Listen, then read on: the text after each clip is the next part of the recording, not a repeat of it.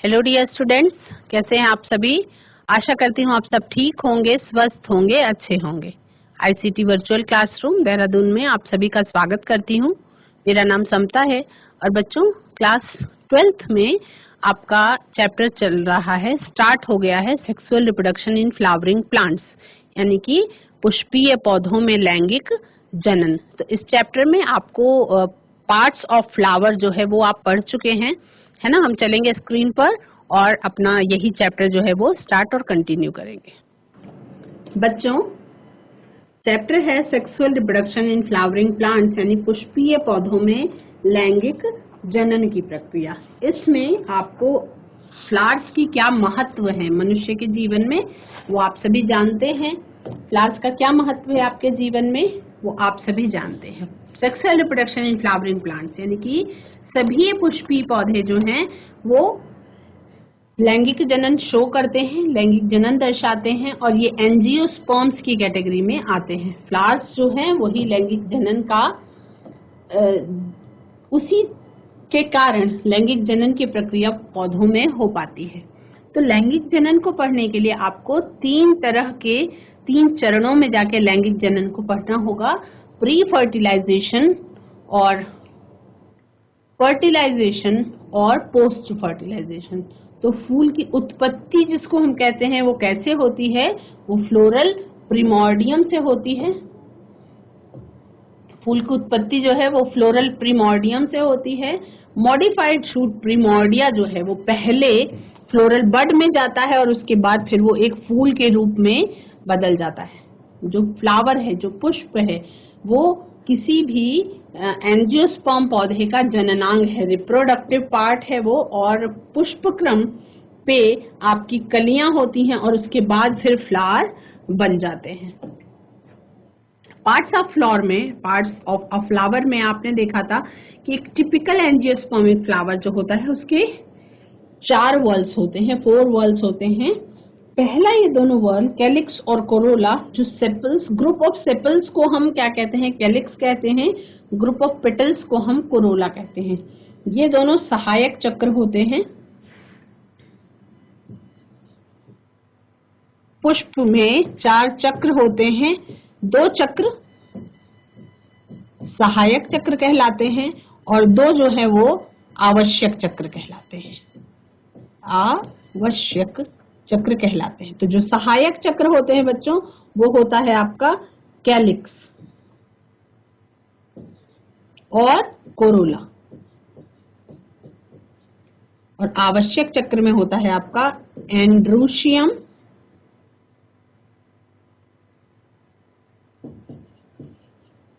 और गाइनीशियम।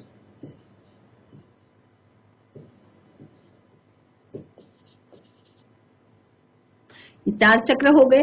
तो कैलिक्स और कोरोला ये तो सहायक चक्र हैं, ये केवल जनन में सहायता करते हैं, लेकिन जो एंड्रूशियम और गाइनीशियम है ये आवश्यक चक्र हैं। ये पौधे का नर जननांग है और ये उस पुष्प का मादा जननांग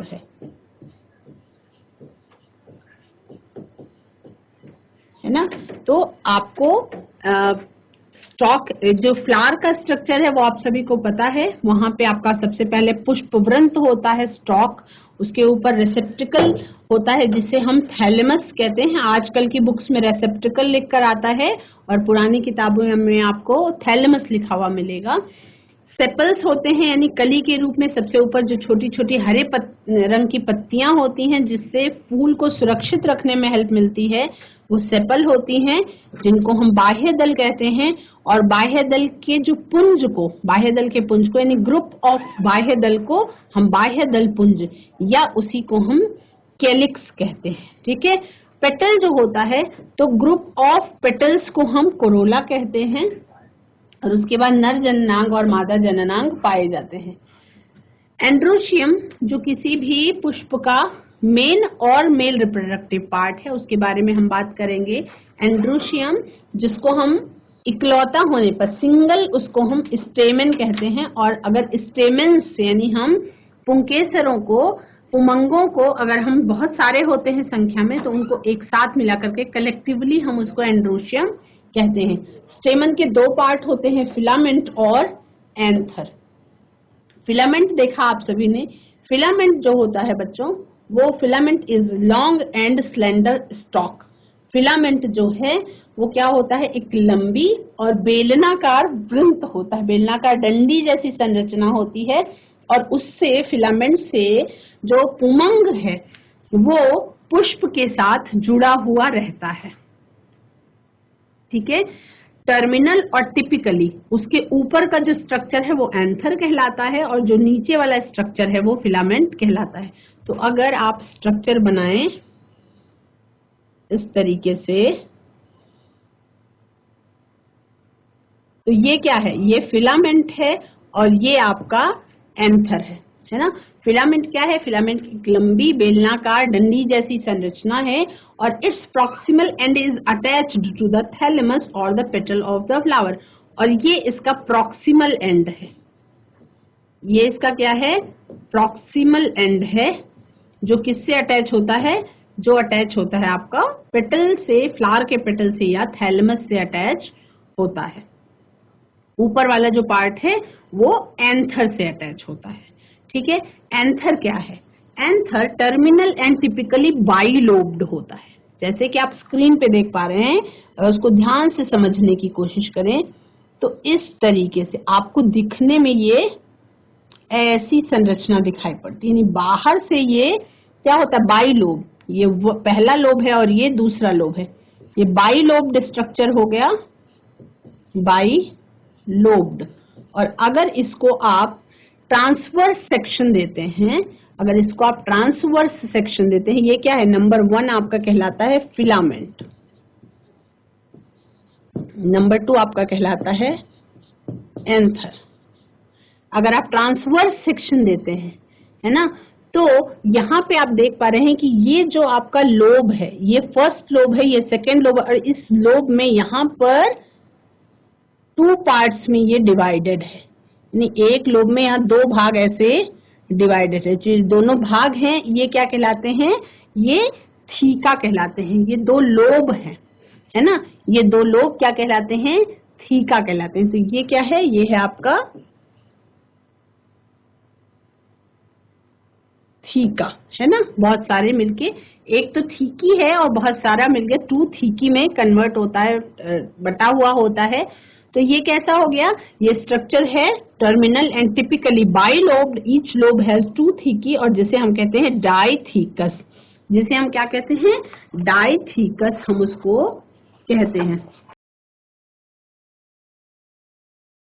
तो स्टेमन के बारे में आप सभी ने जान लिया, स्टेमन क्या है। स्टेमन जो टिपिकल स्टेमन होते हैं उसके 2 भाग होते हैं, फिलामेंट जो आपका लॉन्ग एंड स्लेंडर स्टॉक होता है वो आपका फिलामेंट कहलाता है, और एंथर जो आपका टर्मिनल एंड होता है, जहां पे उसको हम एंथर कहते हैं। जो ये प्रॉक्सिमल एंड है और ये क्या है, ये टर्मिनल एंड है, फिलामेंट का ये टर्मिनल एंड है। तो यहाँ पे क्या अटैच होता है, यहाँ पे अटैच होता है एंथर। फिलामेंट का जो प्रॉक्सिमल एंड है बच्चों, ये थैलेमस या फिर पेटल से जुड़ा हुआ होता है, और स्टेमन की जो लेंथ है और नंबर है ये अलग अलग स्पीसीज में, अलग अलग फूलों में ये वेरी करता है। ठीक है, अगर आप अलग अलग स्पीसीज के 10 फ्लावर्स के स्टेमन को कलेक्ट कर स्लाइड पर रखेंगे तो उनमें आपको साइज में बहुत लंबा वेरिएशन देखने को मिलेगा।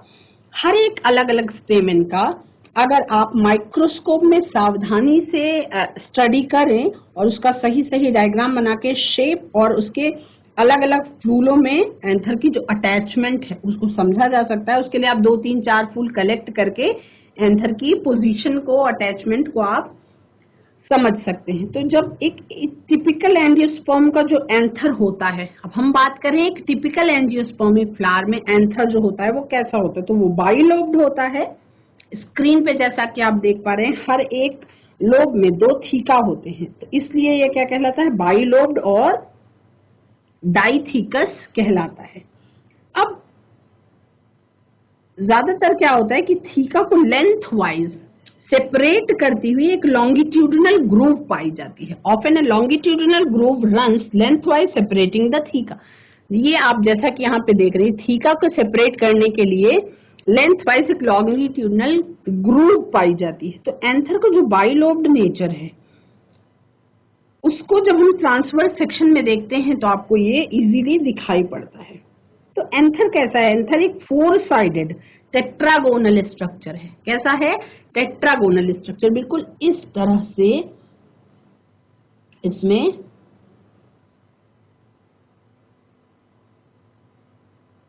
ऐसे यहाँ पे ये सेपरेट होता है एक लॉन्गिट्यूडिनल ग्रूव के द्वारा।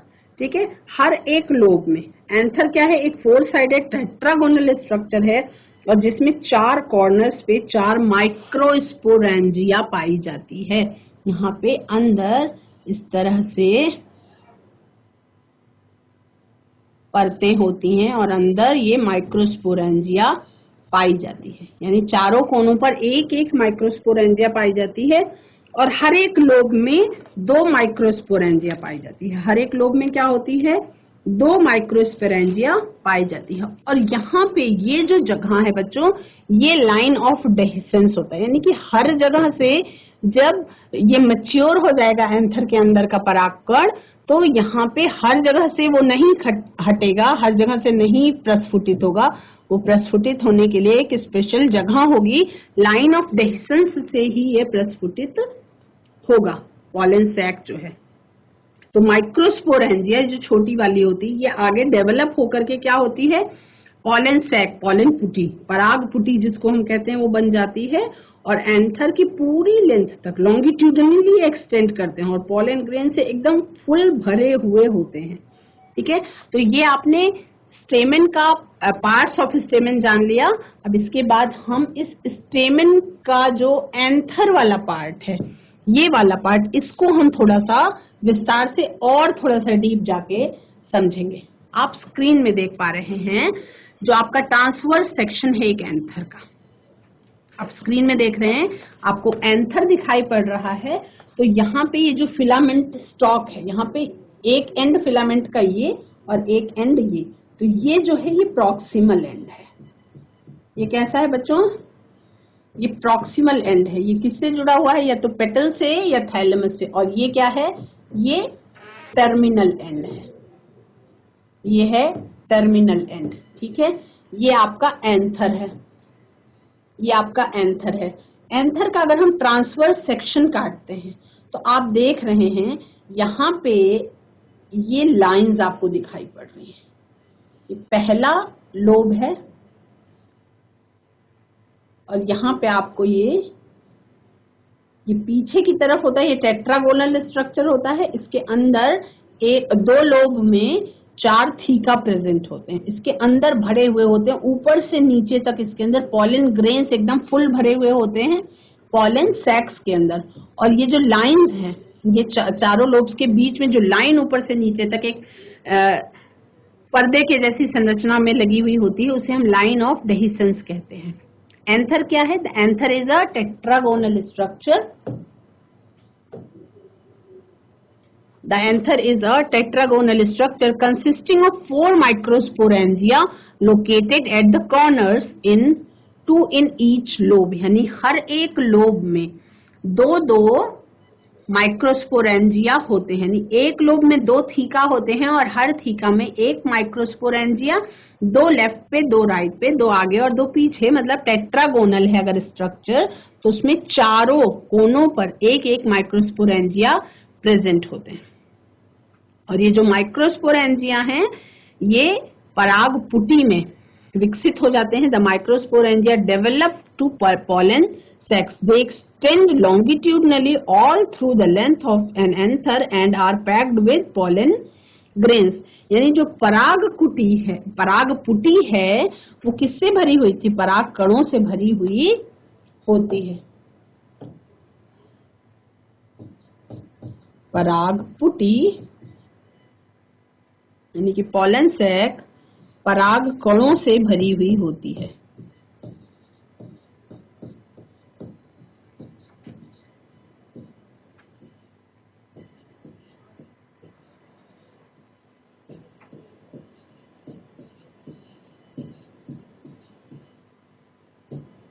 पराग पुटी जो है वो पराग कणों से भरी हुई होती है। आगे बढ़ते हैं। अब आप अगर एक माइक्रोस्पोरेंजिया का थोड़ा सा ब्रीफ में स्ट्रक्चर देखेंगे तो आपको क्या दिखाई पड़ता है? आपको जब आप एक माइक्रोस्पोरेंजियम को बहुत डीप अंदर से देखेंगे, ऐसा एक आपको टेट्रागोनल स्ट्रक्चर होता है। एक इस तरह से आपका स्ट्रक्चर दिखाई पड़ता है। तो इसमें आप ये क्या है, ये ऐसा होता है, कुछ इस तरीके का स्ट्रक्चर होता है। अब यहाँ पे आप क्या देख रहे हैं, ये आपका 2 लोब है, ये फर्स्ट लोब है और ये सेकंड लोब है। इसके अंदर कोनों कोनों पे थीका प्रेजेंट होते हैं, जैसा कि आप इस वाली डायग्राम में देख रहे हैं। यहाँ पे क्या है, ये एकदम बाहर वाला स्ट्रक्चर है, ये एकदम बाहर वाला स्ट्रक्चर है। अब इसमें कितनी परतें होती हैं उसको आपको जानना है। माइक्रोस्पोरेंजियम एंथर के अंदर का जो स्ट्रक्चर है इंटरनल, उसको आपको जानना है। इसमें आप किस तरह से देख रहे हैं, ये आपका है and typical microsporangium is near circular in outline. बाहर से वो आपको गोल गोल सी संरचना दिखाई पड़ती है। आप जैसा कि यहाँ पे स्क्रीन में देख पा रहे हैं, ये वाले स्ट्रक्चर में देखिए, इसमें इस वाले डायग्राम में देखिए जो एंथर की संरचना है वो कैसी है। यहाँ पे एंथर आपको यहाँ पे लाइन बना रहा है, यहाँ पे लाइन बना रहा है, यहाँ पे एक लाइन बना रहा है। आपको यहाँ पे ऊपर से लेके नीचे तक अलग करती हुई पैकेट्स में पुटी दिखाई पड़ रही। ऊपर से लेके नीचे तक इसमें पराग कण भरे हुए होते हैं। यहाँ पे आपको क्लियर, एकदम क्लियर दिखाई पड़ रहा है इसमें, इसके अंदर ऊपर से लेके नीचे तक ये जो बैग लाइक स्ट्रक्चर है, इसमें आपके पराग कण भरे हुए होते हैं। क्या भरे हुए होते हैं इसके अंदर? पराग कण भरे हुए होते हैं। अब इसमें आपने देखा it is surrounded by 4 wall layers, 4 layers से ये घिरा हुआ होता है। जो सबसे बाहर वाली लेयर होती है बच्चों, उसको हम कहते हैं इपिडर्मिस। जो उसके अंदर की लेयर होती है उसको हम कहते हैं एंडोथीशियम। जो उसके अंदर की लेयर होती है उसको हम कहते हैं मिडिल लेयर, और सबसे अंदर वाली लेयर कहलाती है टेपिटम। ठीक है, माइक्रोस्पोरेंजिया आगे डेवलप होकर पॉलन सैक्स बनाती है, और ये एंथर जो है वो पूरी लेंथ तक लॉन्गिट्यूडनली एक्सटेंड करते हैं और पॉलन ग्रेन से एकदम भरे हुए होते हैं। तो अगर हम एक माइक्रोस्पोरेंजियम के स्ट्रक्चर की बात करें तो हम कैसे देखेंगे? टिपिकल माइक्रोस्पोरेंजियम कैसा होता है बच्चों? एक टिपिकल माइक्रोस्पोरेंजियम अपने ट्रांसवर्स सेक्शन में एकदम सर्कुलर सा दिखाई पड़ता है। इसमें जनरली 4 लेयर्स होती हैं। इसमें जनरली कितनी लेयर्स होती हैं? 4 लेयर्स होती हैं। पहली लेयर जो है सबसे बाहर वाली लेयर वो कहलाती है इपिडर्मिस। उसके बाद वाली लेयर कहलाती है एंडोथीशियम। उसके बाद वाली तीसरी लेयर जो है वो मिडिल लेयर कहलाती है, और सबसे अंदर वाली लेयर जो है वो कहलाती है टेपिटम। ठीक है, तो आपका जो सबसे बाहर वाली लेयर है, बाहरी जो तीनों लेयर है, वो प्रोटेक्शन में और एंथर के डेहिसेंस में हेल्प करती है, जिससे पॉलन ग्रेन जो है वो बाहर निकल आते हैं। लेकिन जो सबसे अंदर वाली लेयर टेपिटम है वो डेवलपिंग पॉलन ग्रेन्स को नरिश करने का काम करती है। ये तीनों लेयर जो है इपिडर्मिस, एंडोथीशियम और मिडिल लेयर, ये आपकी तीनों लेयर प्रोटेक्शन और एंथर के डेहिसेंस में हेल्प करती है। प्रोटेक्शन और डेहिसेंस में हेल्प करती है। और जो अंदर वाली लेयर है, एकदम अंदर वाली लेयर, जिसको हम कहते हैं टेपिटम, तो ये टेपिटम क्या करती है? ये पॉलन ग्रेन्स के नरिशमेंट का काम करती है। ये क्या करती है? ये nourishment to developing pollen grain, ये पॉलन ग्रेन के नरिशमेंट का काम करती है। The outer 3 layers give protection and help in dehiscence of anther to release the pollen. The outer three layers give protection and help in dehiscence of anther to release the pollen. इस structure को आपने देखा किस तरह से ये structure होता है। बाहर से आपको लगता है कि सेम है, लेकिन अंदर से जो है वो अंदर से 4 अलग अलग बटा हुआ होता है। माइक्रोस्पोरेंजिया में पॉलन सैक्स में ये डिवाइडेड होता है 4, और उसके अंदर ऊपर से लेके नीचे तक बिल्कुल कंप्लीट पॉलन ग्रेन्स से वो भरा हुआ होता है। टेपिटम जो इनर मोस्ट लेयर है वो क्या करता है, डेवलपिंग पॉलन ग्रेन्स को ये क्या करता है, tapetum inner most layer pollen grains को ये नरिश करने का काम करता है। जो इंटरनल लेयर होती है पॉलन ग्रेन की, उसको ये नरिश करने का काम करता है। और टेपिटम की जो सेल्स हैं उसके अंदर क्या प्रेजेंट होता है, टेपिटम में बहुत ज्यादा सांद्र डेंस साइटोप्लाज्म होता है, और जनरली उसमें उसकी कोशिकाओं में एक से ज्यादा न्यूक्लियस पाया जाता है। मोर देन 1 न्यूक्लियस प्रेजेंट होता है। अगर हम यंग एंथर की बात करें, अगर हम एकदम यंग एंथर की बात करें, तो हर एक माइक्रोस्पोरेंजियम में स्पोरोजिनस टिश्यू होता है बिल्कुल बीच में, और उसके अंदर बहुत सारे compactly arranged homogeneous diploid cells होते हैं, जिन्हें हम स्पोरोजिनस सेल्स कहते हैं। तो जब एंथर डेवलप होता है तो स्पोरोजिनस टिश्यू की सेल्स में मियोटिक डिवीजन होता है, और माइक्रोस्पोर्स में क्या बनते हैं, टेट्राड बनते हैं। टेट्राड सेल्स की जो प्लॉइडी होती है वो क्या होती है, हेप्लॉइड होती है वो, है ना, क्योंकि उसमें कौन सा डिवीजन होता है, उसमें मियोटिक डिवीजन होता है। अब इस प्रक्रिया को हम कहते हैं माइक्रोस्पोरोजेनेसिस। इस प्रक्रिया को हम क्या कहते हैं, जो पॉलन ग्रेन बनने की प्रक्रिया है, जिसमें वो लघु बीजाणुधानी में जो पॉलन ग्रेन बनने की प्रक्रिया है, उसे हम माइक्रोस्पोरोजेनेसिस कहते हैं। तो इस प्रक्रिया को अच्छी तरह से समझेंगे। जो माइक्रोस्पोरोजेनेसिस है ये बहुत इंपॉर्टेंट है। इसमें क्या होता है, एज द एंथर डेवलप्स, जब एंथर डेवलप होने लगता है, ईच स्पोरोजिनस सेल, जिसको हम माइक्रोस्पोर और पॉलन मदर सेल या पीएमसी कहते हैं, उसके अंदर होता है मियोटिक डिवीजन, यानी अर्धसूत्री विभाजन होता है। और अर्धसूत्री विभाजन में क्या होता है, वो आपका माइक्रोस्पोर के टेट्राड्स बनाता है। माइक्रोस्पोर्स जो एक क्लस्टर में 4 सेल्स के साथ अरेंज होते हैं, टेट्राड्स कैसे बनाता है, 4-4 इस तरह से माइक्रोस्पोर के टेट्राड्स बनाता है। इस तरीके के टेट्राड बनाता है ना, 2 आगे और 2 पीछे अरेंज होते हैं। तो ये क्या करते हैं, the formation of microspores from a pollen mother cell through meiosis is called microsporogenesis. Microspores की फॉर्मेशन जब होती है किसके द्वारा, पीएमसी के द्वारा, पॉलन मदर सेल के द्वारा, और कौन से डिवीजन के बाद होती है, मियोसिस डिवीजन के बाद, यानी कि अर्धसूत्री विभाजन के बाद होती है। तो उस प्रक्रिया को हम क्या कहते हैं, पीएमसी में क्या होता है, अर्धसूत्री विभाजन। अर्धसूत्री विभाजन होता है, और इस अर्धसूत्री विभाजन के बाद जब ये डिप्लॉयड होती है, ये कैसी होती हैं, ये डिप्लॉयड होती है। तो इसकी प्लॉइडी क्या होगी, इसके बाद यहाँ पे माइक्रोस्पोर्स बनेंगे।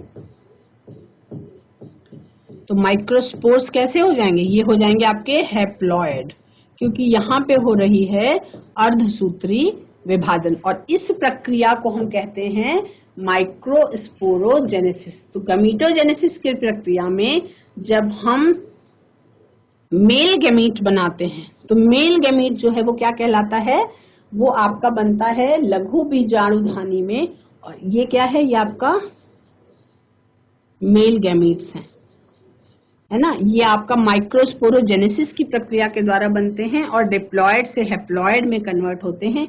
और इस प्रक्रिया को हम सूक्ष्म बीजाणु जनन भी कहते हैं। इसको हम क्या कहते हैं, इसको हम सूक्ष्म बीजाणु जनन कहते हैं।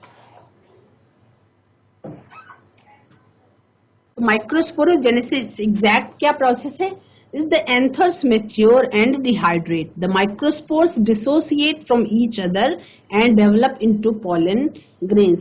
जब ये जब एंथर मेच्योर होता है उसके अंदर डिहाइड्रेशन आता है, तो जो माइक्रोस्पोर्स का टेट्राड था ये एक दूसरे से डिसोसिएट हो जाते हैं एक दूसरे से, और अलग अलग एक टेट्राड से 4 पॉलन ग्रेन का निर्माण होता है. Each microsporangium contains thousands of pollen grains. एक एक माइक्रोस्पोरेंजियम में बहुत हजारों की संख्या में पॉलन ग्रेन पाए जाते हैं, और जब एंथर का डेहिसेंस होता है तब ये रिलीज किए जाते हैं. तो ये प्रोसेस है आपका माइक्रोस्पोरोजेनेसिस का. इस प्रोसेस में क्या हुआ, आपका लघु बीजाणुदानी में बीजाणुओं के जनन की जो प्रक्रिया है अर्धसूत्री विभाजन के द्वारा, उसे हम माइक्रोस्पोरोजेनेसिस कहते हैं. और ये होता है आपके मेल गैमीट के फॉर्मेशन की प्रक्रिया, जिसके बारे में आपने विस्तार से जान लिया. तो डायग्राम आपको याद रखना है, इसमें 4 लेयर्स होती हैं, वो आपको याद रखना है. ये आपके लॉन्ग आंसर टाइप क्वेश्चन में पूछा जा सकता है. बच्चों, आज की क्लास में, क्लास 12th में आप सभी ने लघु बीजाणु जनन के बारे में जाना कि किस तरह से लघु बीजाणु जनन में आपका पराग कोश में पराग कणों का निर्माण होता है, उसकी प्रक्रिया भी जानी, और उसका जो स्ट्रक्चर होता है वो भी आपको थोड़ा सा अच्छे से पढ़ना है कि 4 लेयर्स प्रेजेंट होती हैं. सबसे बाहरी लेयर जो है वो एपिडर्मिस होती है, उसके बाद एंडोथीसियम होती है, उसके अंदर आपकी होती है मिडिल लेयर, और सबसे अंदर होती है टेपिटम. टेपिटम जो है वो मोस्ट इम्पॉर्टेंट लेयर है, वो जो परागकण, डेवलपिंग जो परागकण हैं उनको नरिशमेंट देने का काम करती है. उसके अंदर डेंस साइटोप्लाज्म पाया जाता है टेपिटम की कोशिकाओं में, और वो मल्टी न्यूक्लिएट होती है, यानी कि एक न्यूक्लियस से ज्यादा न्यूक्लियस उसमें पाया जाता है. आज की क्लास में इतना ही. अगले सेशन में इसी को हम कंटिन्यू करेंगे. That's all for today. Have a nice day. Take care.